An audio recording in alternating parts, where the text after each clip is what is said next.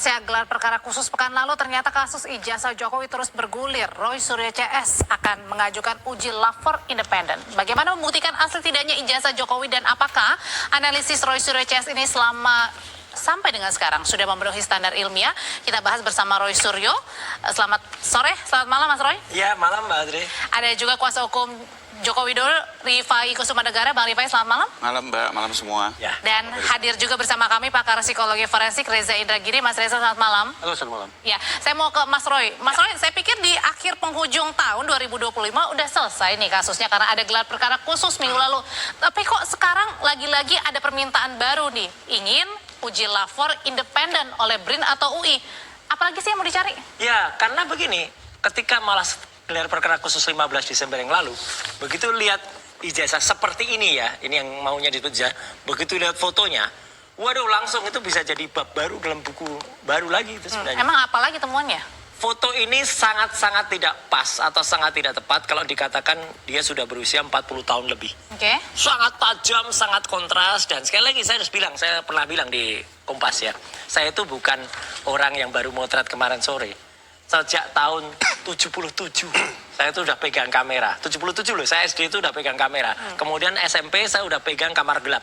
Jadi kita terbiasa melakukan enlarger dan lain sebagainya. Dan tadi yang dikatakan Pak Budi tadi, Kombes Budi selaku Kadif Humas ya, apa yang ada dalam buku yang ada di tangan saya ini ya, yang ini 700 halaman loh Pak Budi. Jadi silahkan baca ya, kalau memang belum baca ya gitu. Ini benar-benar kami tulis dengan ranah yang sangat-sangat ilmiah, sangat-sangat saintifik ya gitu. Jadi artinya saya sih senyum aja lah, masyarakat bisa menilai kok. Nggak mungkin kita bisa nulis 701 halaman ya kalau kita tidak berbekal apa-apa. Dan kalau dikatakan ya kemudian dasar hukumnya apa? Dulu semenjak tahun 2003 nih, saya sudah sudah ditunjuk oleh Pak Samsul Muarif, waktu itu adalah Menteri Komunikasi dan Informasi, sebagai tim yang menyusun Undang-Undang ITE yang saya tulis di sini dan Undang-Undang Keterbukaan. Balik lagi tadi Mas Roy berkeyakinan bahwa yang ditulis 701 halaman. 701 halaman ini berdasarkan saintifik. Iya, sangat ilmiah ini. Sangat ilmiah. Kalau gitu menurut Pak Reza, Mas Reza sendiri yang saya baca bahwa hingga kini tidak ada penilaian apakah perbuatan Mas Roy dan CS ini dikategorikan sebagai scientific error atau scientific misconduct. Ini apa sebenarnya, Mas Roy? Saya memikirkannya 3 level gitu. Level pertama adalah ketika dari Polda Metro Jaya mengatakan bahwa ini tidak ilmiah, metodologinya barangkali tidak bisa dipertanggungjawabkan, ada masalah pula dari sisi etik. Saya bertanya, pada aspek metodologi manakah yang dianggap lemah itu? Kalau dianggap ada pelanggaran etik, etik manakah yang dianggap dilanggar itu? Demikian pula aspek-aspek keilmuan lainnya. Namun, masuk ke level 2. Anggaplah yang dinyatakan oleh Polda Metro Jaya adalah kebenaran. Walaupun kebenaran itu tetap harus diuji di ruang sidang ya. Tapi sekarang kita pakai asumsi dulu bahwa apa yang dinyatakan oleh Polda Metro Jaya adalah kebenaran. Berarti ada penyimpangan dalam produk itu. Pertanyaannya, penyimpangan di dalam produk ini akan dikategorikan sebagai scientific error ataukah scientific misconduct? Itu apa bedanya, Mas? Kalau scientific error adalah kekeliruan yang bisa dikoreksi lewat penelitian-penelitian berikutnya. Replikasi keilmuan itu biasa saja. Orang yang kemarin meneliti arah terbitnya matahari, hari ini bisa diteliti lagi karena bumi bergeser dan seterusnya dan seterusnya dan seterusnya. Itu scientific error. Kewajaran biasa. Sementara kalau scientific misconduct ini memang menyangkut suatu tata krama, kepatutan dan seterusnya. Nah, anggaplah, sekarang saya pakai anggaplah lagi nih. Kalau itu scientific error, maka sudah jelas harus diperbaiki, harus dikoreksi lewat scientific effort berikutnya. Bentar, scientific research berikutnya. Kalau scientific error ini dalam artian bahwa si pembuat makalah atau si penuding ini berarti artinya tidak ada intensi, tidak ada intensi buruk. Dia punya intensi keilmuan. Namun manusia kan tidak ada yang sempurna. Yang namanya metodologi itu juga beragam sifatnya. Esok hari boleh jadi ilmuwan menemukan metode yang lebih canggih lagi untuk menguji objek yang disebut sebagai ijazah ini. Itu namanya scientific error. Biasa saja itu. Kalau scientific misconduct ini memang sekali lagi menyangkut masalah kepatutan. Nah, sekarang kita berandai-andai. Masuk ke level ketiga. Anggaplah ini adalah wujud scientific misconduct. Pertanyaannya, sang pelaku harus dijatuhi sanksi apa? Apakah sanksi pidana? Ataukah sanksi dari sisi etik, misalnya dari perguruan tinggi atau dari organisasi profesi? Itu siapa yang bisa mengetahui itu masuk kategori tadi yang sengaja atau nggak sengaja? Misalnya, saya tanya, Mas Roy dari fakultas apa? ini penelitiannya terkait bidang apa. Ya. Maka saya bayangkan ada fakultas di situ, ada perhimpunan ilmuwan di situ yang barangkali bisa Penilaian. memberikan penilaian. Pada akhirnya orang yang dianggap melakukan scientific misconduct ini akan dijatuhi sanksi seperti apa? Etik atau bukan? Nah, sebagian ilmuwan di luar memang mengatakan untuk scientific misconduct yang sifatnya ekstrim, kalau perlu bisa dijatuhi sanksi pidana. Tapi tetap muncul persoalan. Kalaupun dijatuhi sanksi pidana seperti apa? Apakah penjara? Apakah hukuman seumur hidup? Ujung-ujungnya para ilmuwan mengatakan, yang tadi mengatakan bahwa scientific misconduct ekstrim pun bisa dijatuhi sanksi pidana, bentuk sanksinya adalah misalnya pengabdian masyarakat, mengedukasi para ilmuwan muda, bentuk-bentuk sanksi yang sama sekali tidak ada urusannya dengan badan terhadap orang yang dianggap pelaku misconduct tersebut. Itu artinya, sekali lagi menurut saya, tidak jadi persoalan besar bahwa Polda Metro Jaya menilai bahwa ini bukan produk ilmiah, tidak jadi persoalan. Oleh karena itu, berikan kesempatan bagi fairness agar bisa bekerja. Apa itu fairness? Proses penegakan hukum yang memberikan ruang yang setara bagi kedua belah pihak. Polda Metro Jaya sudah mengklaim bahwa mereka sudah melakukan kerja ilmiah lewat puslapor. Silakan, saya hormati itu. Tapi dari sekali lagi, sebelah, dengan prinsip fairness, maka dari kubu seberangnya itu defendant atau terdakwa juga harus punya ruang yang setara untuk melakukan pengujian terhadap objek tersebut. Tapi kalau dari menurut Bang Rifai sendiri sebagai kuasa hukumnya Pak Jokowi, ini masuk yang mana tadi? Apakah memang benar-benar unsur ilmiah tadi? Apa ada yang justru memang sengaja untuk melewatkan unsur-unsur ilmiah itu sehingga ada mungkin saja ya ada intensi di situ? Saya langsung menanggapinya dengan fakta ya. Lagi-lagi tempus teliti yang kami laporkan adalah 22 Januari hingga 30 April, di mana Bang Roy Suryo dan kawan-kawan Berarti udah mau setahun nih kasus ya? kali melakukan expose di media, ya. Dan perlu dicatat, di 31 objek itu tidak ada satu kalimat pun menyatakan dirinya sedang melakukan penelitian. Tidak ada satu kalimat pun yang menyatakan dia sedang melakukan kegiatan akademis. Sama sekali tidak, boleh cek, publik bisa lihat. Ya. Jadi clear itu nggak ada urusan akademis, urusan penelitian. Lalu setelah kami laporkan, sebulan kemudian mereka langsung merubah, menyusun strategi pembelaan, mengklaim diri sebagai peneliti. Ya. Dan ini sebenarnya lagu lama lah dalam setiap perkara pencemaran nama baik. Dan menurut saya ini salah satu cara untuk menyesatkan penegakan hukum. Ya. Tapi cara-cara ini menurut saya juga tidak semudah itu. Tidak semudah itu penegak hukum, polisi, jaksa, dan hakim bisa dibohongi. Ya. Karena kembali lagi itu baru muncul dan lucu lagi bisa kita lihat. Kalau betul penelitian kok bukunya baru selesai di bulan Agustus, tapi sudah. Tapi mungkin nggak sih tadi dalam waktu 1 bulan ada 700 halaman? Mencemarkan nama baik di media berulang-ulang dari Januari sampai April. Padahal bukunya baru cipta bulan Agustus ini. Lagi-lagi hanya alibi yang dibangun untuk pembelaan. Dan menurut saya kita tidak akan terkecoh lah penegak hukum dengan apa yang dilakukan oleh rekan-rekan Pak Roy CS dan kawan-kawan. Termasuk juga penyidik ya, artinya penyidik juga mengetahui ini. Dan pada saat mereka melakukan pembelaan dengan penelitian juga sudah diimbangi dengan 22 ahli. Kalau nggak salah BRI juga sudah diperiksa. Termasuk dengan hari ini meminta sudah banyak disiplin ilmu yang uji lapor independen itu termasuk juga alibi ya? Kalau itu ijazah. Beda. Yang ini kan tindakan yang dilakukan Bang Roy Suryo dan kawan-kawan. Ya. Lalu soal minta independen langsung mau nanti ya. Kembali lagi, saya mengerti ya sebagai pengacara juga saya pernah berjuang untuk itu. Bahwa di tingkat penyidikan itu sebaiknya di buku juga kesempatan untuk bisa melakukan uji. Ini saya kasih gantian, saya kasih Nani. Saya kebetulan sekjen di Kadin. Ya. Waktu penyusunan KUHP, saya mengajukan juga agar advokat itu bisa meminta bantuan profesional. Boleh. Baris 2. Nah, ini bagus nih. Saling ini. Tapi apa yang terjadi? Tidak dikabulkan oleh DPR. Artinya memang hukum acaranya belum dibuka. Ini saya baru berjuang, belum lama. Tidak dikabulkan. Artinya apa? Kembali lagi pembuktiannya di pengadilan. Betul, Bang Reza, ini nggak seimbang. Saya juga nih. Tapi ternyata ditolak oleh DPR di penyusunan KUHP yang baru. Apalagi khusus di perkara pencemaran ini, Mbak, diatur di pasal 312. Bahwa pembuktiannya hanya boleh di persidangan. Saya bacakan pasalnya.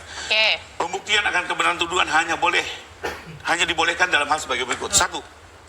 Apabila hakim memandang perlu untuk memeriksa kebenaran itu guna menimbang keterangan terdakwa bahwa perbuatan itu dilakukan demi kepentingan umum atau karena terpaksa untuk melakukan pembelaan diri. Kedua, apabila seorang pejabat and so on. Artinya membuktikan kebenaran tuduhan bahwa ijazah itu palsu misalnya gitu ya, kan tuduhannya palsu. Itu hanya boleh dilakukan dengan izin hakim. Oke, tapi waktu kemarin pada saat Dan digelar saya oke, kalau perkara, itu dilakukan di pengadilan, Nggak ada, pada ini saat nggak digelar muncul perkara khusus ditunjukkan ijazah itu pembuktian juga? dan ada. Kalau itu kan lebih kepada Beda ya? penasaran ingin melihat. Ini. Oh, oke. Dan memang bukan pembuktian. Ah. Sekalipun waktu keluar berbeda-beda pandangan. Jadi waktu gelar perkara khusus tidak ada yang namanya uji saintifik, tidak Tidak ada. Itu semata-mata mengandalkan penginderaan saja. Dan itu Iya. nggak bisa dipakai. Iya. Karena kalau Iya, lagi harus diuji makanya secara ketika lab. ada seseorang yang bilang, saya sudah megang, sudah ada, nggak ada megang, mau megang aja nggak boleh kok, apalagi meraba. Tapi yang jelas gini, apa yang tadi Pak kata Rifai ya, saya sih objektif, appreciate ya, dengan tadi sudah mulai menunjukkan beberapa hal yang ilmiah kayak tadi yang upaya. Itu kan selama ini nggak pernah ada dari kubu sono, ya. Biasanya hanya orasi aja, hanya narasi-narasi yang nggak jelas. Makanya kalau di buku ini sudah dibaca, sekali lagi, tolong dibaca, ya. Ini kami itu lakukan apa ya namanya? Ini dijual nggak bukunya? Oh jelas dijual. Oke. Makanya kan orang yang sudah bisa baca itu akan tahu bahwa apa yang kita memantik kita untuk melakukan pengujian ini adalah peristiwa tanggal 28 Juni 2013. Jadi sudah lama banget, sudah 12 tahun yang lalu. Dan itu sebuah diskusi yang waktu itu moderatornya kebetulan ada Direktur Utama Kompas ya, gitu Mbak Rosi. Kemudian juga ada Jokowi, ada juga Buya Safi Ma'arif dan juga Prof Mahfud. Waktu itu sudah mantik ketika apa?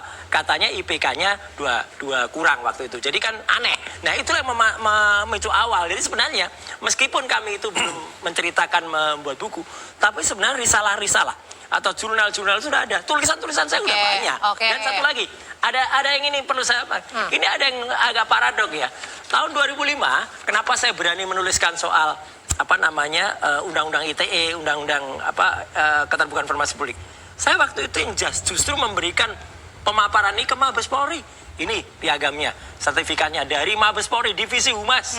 Ya, jadi ini jauh di atasnya Pak Budi tadi. Gitu tahan dulu sampai di situ Mas Roy. Kalau gitu pertanyaannya Mas Reza tadi dimulai dari awal Januari, ini udah mau 1 tahun nih ya, kasusnya nggak selesai. Berbagai tudingan, diundang di TV di mana-mana, kemudian saling beradu argumen karena punya pendapatnya masing-masing. Sampai dikeluarkan Jokowi's White Paper ini 701 halaman. Ya. Sampai dengan sekarang minta lagi uji lapor independen. Pertanyaannya, yang dilakukan Mas Roy Suryo CS ini masuk kategori yang mana kalau gitu? Saya harus katakan saya belum pernah membaca ini. Jadi kalau diminta untuk menilai ini apa, saya tidak tahu.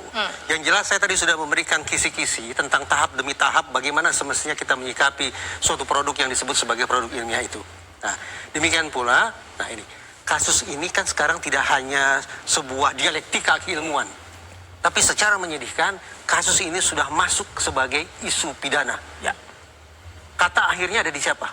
Di hakim. Nah, mari kita pahami bahwa mekanisme pidana adalah mekanisme yang mengandalkan pada sistem adversarial. Apa itu? Sistem bermusuhan. Maksudnya kedua belah pihak saling mengadu segala macam hal. Adversarial. Mereka adu tanding di situ. Di dalam sistem yang adversarial itu ada klausa, yaitu klausa konfrontasi, confrontation clause. Artinya, sekali lagi, setiap pihak sesungguhnya mendapat kesempatan untuk melakukan examination sekaligus cross-examination terhadap segala macam hal yang dihadirkan di ruang persidangan. Jangan salah tafsir. Mabes Polri, Polda Metro Jaya, ataupun Puslap 4 semestinya kita anggap sebagai lembaga yang independen. Harusnya. Tetapi sekian banyak hakim dalam sekian banyak referensi juga mengingatkan bahwa kita tidak boleh a priori terhadap pihak manapun di ruang sidang. Dengan kata lain, pihak yang hadir di ruang persidangan, jaksa penuntut umum sebagai perpanjangan tangan penyidik, penyidik perpanjangan tangan pihak pelapor. Boleh mereka mengangkat klaim ini kebenaran versi kami. Tapi jangan salah, pihak sebelah, terdakwa dan penasihat hukumnya juga harus punya kesempatan mengajukan klaim yang setara. Sampai pada akhirnya di meja majelis hakim tersedia dua versi kebenaran saintifik. Versi terdakwa dan versi jaksa penuntut umum. Biarkan hakim yang pada akhirnya membuat putusan. Kalau gitu jangan-jangan nanti apapun hasilnya nanti juga terus dipertanyakan. Itu persoalan lain. Tetapi yang ingin saya katakan, begini loh sepatutnya tahap demi tahap kita berpikir sekaligus bekerja, mengingat ini bukan lagi isu terkait dengan riset saintifik semata, tapi sudah menjadi isu pidana. Kalau gitu pertanyaannya Bang Rifai, ini terus aja dong. Sampai 2026 tetap aja ini isu terus tidak never ending atau selesainya di tahun berapa nih sebenarnya? Enggak juga, kalau saya sih melihat kalau ini sebelum kesidangan tidak. Pada satu sidang semuanya akan clear. Sebelum persidangan? Enggak, sebelum persidangan terus akan seperti ini. Oke. Berdialektika tanpa ada ujungnya gitu ya. Tapi kalau sudah persidangan semuanya clear. Kenapa? Karena di situ memang dimungkinkan di pasal 312. Jadi penasihat hukum Bang Roy Suryo tinggal memintakan. Berdasarkan pasal 312, saya minta lakukan uji ulang. Dan kami sendiri nggak ada masalah loh. Mau diuji ulang oleh BRIN apa UI, karena kita yakin di dasar, siapapun juga kita oke. Sepanjang dia independen. Sepanjang independen ya.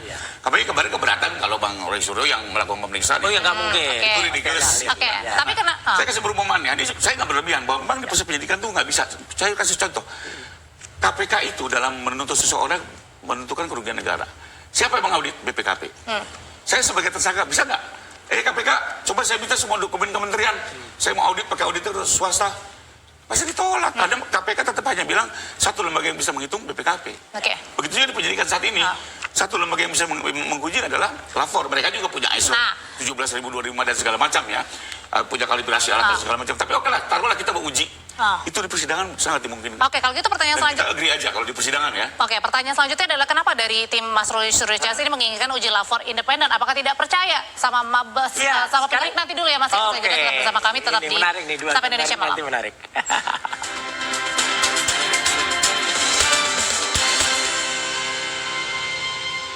Kan sebenarnya kalau menurut tadi Independen. Mas Reza, Ya. Mas Reza sudah menjelaskan detail ya mengenai apa perbedaannya, ada intensi atau enggak begitu. Tapi harus dikembalikan lagi nanti di di pengadilan. Pengadilan yang akan menentukan, yang akan kita tahu. Tapi kalau dari pengacara sendiri, Bang Rifai ini masuk Tadi dari mana? saya dulu dari awalnya. Sebelum sampai ke sana. Jadi Mas Roy menuntut adanya fairness. Jadi gini, kenapa kemudian saya mempertanyakan meskipun mungkin istilahnya kata Mas Reza nggak tepat tuh independen ya. Tapi dari satu lembaga saja. Ini soal uji lapor independen dulu ya. Ya, dan apa yang dilakukan oleh kepolisian. Dari Mabes Polri dan Polda Metro ya udah berbeda. Nih, gambar ini kan dulu ditampilkan oleh Mabes Polri. Ya, yang di atas ini. Nah ini.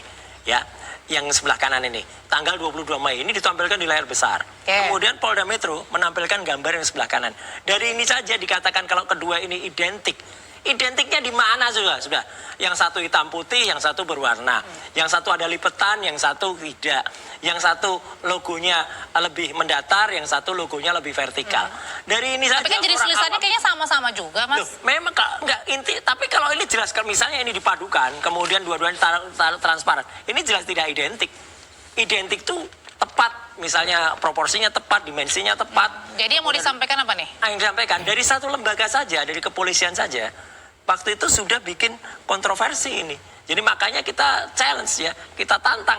Kenapa hasil yang dari Mabes Polri itu kemudian tidak kita percaya? Apalagi yang kemarin. Saya luruskan sedikit, Pak. Ya, apalagi yang kemarin ketika foto ini sangat-sangat terlalu amat sangat tajam. Jadi nggak percaya juga. Jadi nggak percaya juga. Mata saya itu kan mata yang udah lebih dari 48 tahun melihat foto. Oke. Ini udah kelihatan. Masih terus nggak percaya, Bang Rifai? Juara foto mengalahkan Darwis. Oh iya, kalau itu betul. Tapi oke, yang ditunjukkan itu beda sumber loh Pak. Nggak boleh marah. Yang satu itu dari UGM, yang polisi itu dari UGM, itu file UGM. Yang mana nih yang dari Abu-abu, UGM? itu file UGM. Ya. Yang satu dari Dian Sandi di sosial media, itu ceritanya kan. Makanya kan nggak sama, boleh saya tapi tanggapi. dua-duanya identik katanya. Nah kembali lagi sekarang, ini kan bicara, saya nyambung aja lab. Ya. Artinya apa? Soal identik tidak identik. Apakah bisa membuktikan palsu tidak palsu? Tidak juga. Ya itulah Ini makanya. kan suatu perkara dasar dan beliau sepakat. Waktu keluar lapor dari Mabes dia bilang itu bukan palsu tidak palsu, itu identik tidak Identik identik. dan Nah, tidak jadi autentik. kembali lagi diuji pun oleh lab-lab lain belum tahu palsu tidak palsu. Karena dia hanya menjawab identik tidak identik. Maka akhirnya apa? Biar di pengadilan semuanya selesai. Bingung kan? One stop service ya. Satu permohonan masuk untuk diuji ulang. Misalnya nih kalau diuji ulang ternyata sama-sama asli, berarti selesai. Tapi kalau lapor bilang asli, misalnya BRIN bilang palsu, maka hakim juga punya third opinion. Dia tunjuk satu lembaga untuk menentukan yang ketiga. Bisa itu. Oke. Dan hakim bisa leluasa. Oke, tapi sebelum masuk ke Kembali pengadilan. lagi, setelah identik tidak identik pun akhirnya apa? Tetap harus dijawab palsu tidak palsu kan? Keterangan saksi perlu didengar, bukti lain harus diperiksa. Sehingga memang apa? Ini harus selesai di pengadilan. Lebih cepat masuk ke pengadilan, lebih clean. Oke, tapi One step dan semua terang benderang. Bang Rifai, sebelum masuk ke pengadilan, sebenarnya kalau yang tadi kalau kategori ada dua kategorinya Mas Reza katakan termasuk scientific error atau scientific misconduct, ini masuknya mana? Ada unsur kesengajaan, memang kerja ilmiah atau sebaliknya? Maaf, Bukan. kalau saya kembali lagi ke fakta, Mbak. Saya nggak mau tergiring dengan pembelaan yang dibangun oleh tersangka, ya. Karena faktanya saya lihat dari tayangan 31 sosial media sejak Januari hingga 30 April, It's clear, tidak ada satu kalimat yang menyatakan mereka sedang meneliti, Kan bahasanya. mereka sedang melakukan akademis, melakukan Mereka tindakan akademis. pengacara Karena itu kami clear. gitu. Kalau kami tahu memang ini betul-betul mau penelitian, ya nggak mungkin juga lah Pak Jokowi laporin, beliau ini juga bijak gitu ya, nggak mungkin. Tapi udah jelas Siapa nggak itu kenal Jokowi? intensinya jelas menyerang. Intensinya adalah Menyerang, mendiskreditkan, menuduh palsu. Bahkan waktu itu kalimatnya coba 1 miliar %, Mbak. Apakah seorang peneliti bisa menggunakan kalimat 1 miliar %? oke. Lalu ada kalimat lagi, asingkan Jokowi. Rusak kambingkan Jokowi. Apakah itu kalimat Oke. peneliti? Ya. Sehingga kalau kami, mohon maaf, kami tidak melihat ini sebagai upaya penelitian. Oke. Itu saya. Oke, tidak. Bahwa ini digunakan oleh namanya tersangka dan proses hukumnya, Dan kami hargai. semua kembali Biar nanti awal disidangkan dulu. masalahnya kausa primanya ya Jokowi itu. Oke, Mas Reza kalau gitu, kalau kita balik lagi tadi, misalnya uji lapor nih permintaan dikabulkan. Tadi kan 2 ya permintaannya Ya. mau BRIN atau UI ya, UI, tadi ya. ya. Oke, katakanlah salah satu itu. Nah, terus hasilnya apakah kalau sama gimana, kalau beda pun gimana? Hakim itu tanda petik suka-suka saja membuat putusan. Artinya kita memberikan kewenangan 100% bahwa mereka lah sosok yang mampu menghasilkan keputusan demi kepastian, kemanfaatan, keadilan, dan kemanusiaan. Itu tidak usah kita ganggu-gugat. Oke. Pertanyaannya lagi-lagi, ini pembekalan ini. Saya tidak lagi bicara tentang otoritas penegakan hukum dalam pengertian polisi atau jaksa. Karena sekarang bolanya betul-betul putusannya ada di hakim. Begini, lantas sekiranya di meja majelis hakim ada 2 versi uji saintifik. Ya, Berbeda satu sama lain. betul. Lantas bagaimana hakim menyikapinya? Hal ini menjadi relevan, menjadi sangat penting. Kenapa? Karena ini presidennya justru datang dari psikologi. Ketika psikologi tok-tok-tok mengetuk pintu ruang persidangan dan membawa ahli psikologi untuk membantu proses hukum. Psikologi forensik. Ya, betul. Ini sejarah sebetulnya, sejarah psikologi forensik. Jadi, dalam perkembangannya ada 2 standar yang bisa dipilih oleh hakim. Oke. Pertama, istilahnya adalah Frey standard, standar Frey. Apa yang dilakukan oleh hakim? Hakim relatif menjadi gatekeeper yang pasif. Cukup menilai dari 2 metode ini yang paling populer, yang paling bisa diterima oleh kalangan ilmuwan dalam populasi itu yang mana? Oke, sebentar. Berarti adalah nanti kalau pada saat di pengadilan, hakim ini melihat metodenya, bukan argumennya. Argumen itu kan tercermin dalam metode yang sudah dipilih oleh masing-masing pihak. Sesungguhnya. Itu standar yang pertama.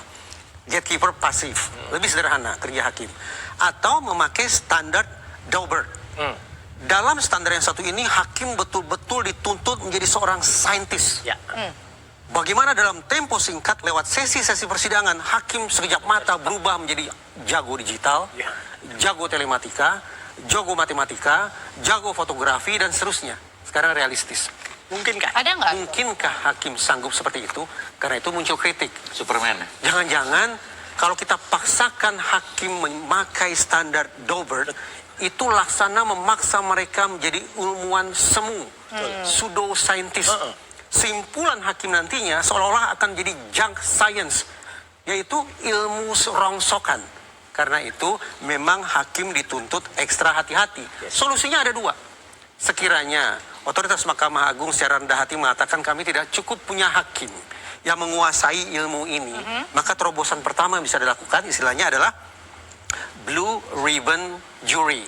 Mungkin di Indonesia bisa diadaptasi menjadi Blue Ribbon Judge, yaitu di kursi majelis hakim tunjuklah satu orang hakim yang sifatnya dadakan, yaitu maha guru di bidang digital yang diberikan kesempatan untuk duduk bersanding dengan 2 hakim lain. Itu apakah harus memang hakimnya berasal dari Indonesia atau Orangnya harus. orangnya? Tidak persoalan apakah hakim Indonesia, hakim luar Indonesia, tetapi pokok dari Blue Ribbon Jury adalah menghadirkan hakim yang bukan generalis, tapi betul-betul hakim yang spesialis. Nanti malah ada pertanyaan. Lah berarti ada sosok biru lagi nanti gitu. Oke. Saya dapat. Lanjut.